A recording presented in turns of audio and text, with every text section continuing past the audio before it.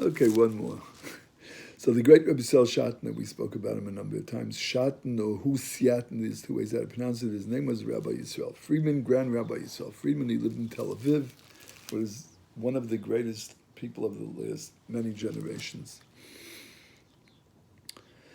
It was after the Second World War, and there was a Jew that lived in Israel, and due to what he went through in his life in Europe, seeing his wife and children slaughtered in front of him, oh, plus his parents and his friends, so his Judaism became a little bit coldish, and he wasn't so excited about Hashem.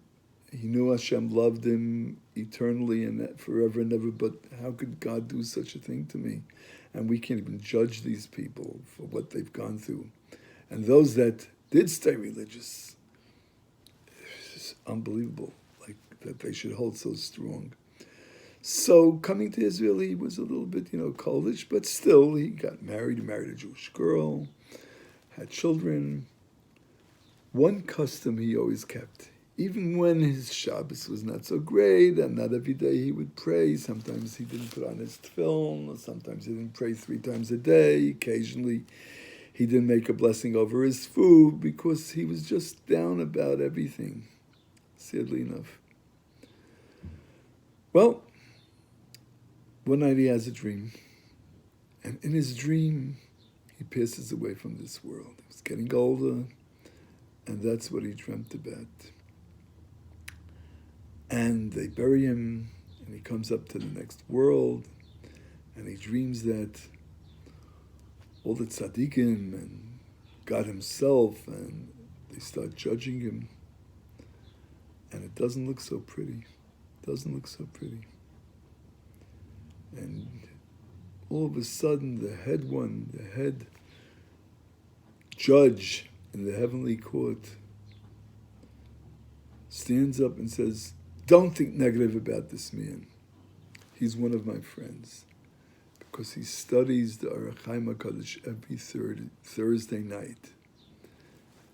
Now, the commentary Orach Chaim HaKadosh is a very special commentary.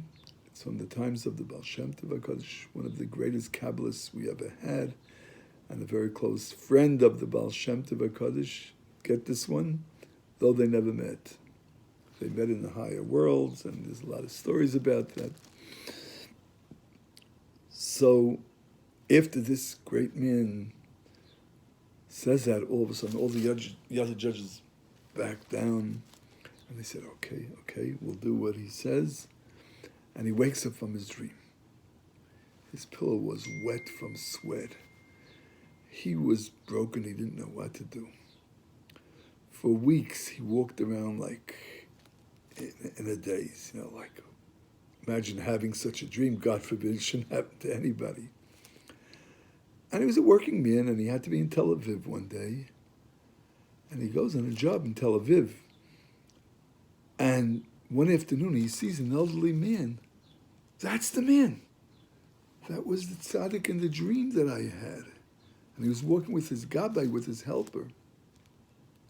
He was a respectful person, so he walked over to the gabbai quietly and asked, didn't tell him anything, asked him, when can I go in to see the Rebbe? He looked at his watch and he said, well, we're going to be going back for the mincha services in about 2 hours. You could come to the mincha services, and then you'll go in and introduce yourself to the Rebbe. He says, thank you. 2 hours later, he couldn't wait, goes to the mincha services, and after he goes into the Rebbe, writes out a kvittel, his name and his mother's name, and the Rebbe looks at him and says, yes, what can I do for you?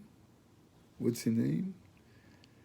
And he smiles at the Rebbe and he says, you know what my name is. You know who I am. And the Rebbe smiles back and says, so important to study the Orach Chaim HaKadosh. But please get yourself together. The war is over many years already. What's your future going to look like? And he spoke to him, and he became close to him. And he moved to Tel Aviv sometime later with his wife and children and became a strong chassid of the Rebbe and lived happily ever after, and has children and grandchildren today that are religious people and good people and holy people, and we should always be joyous. Have a great, great Shabbos.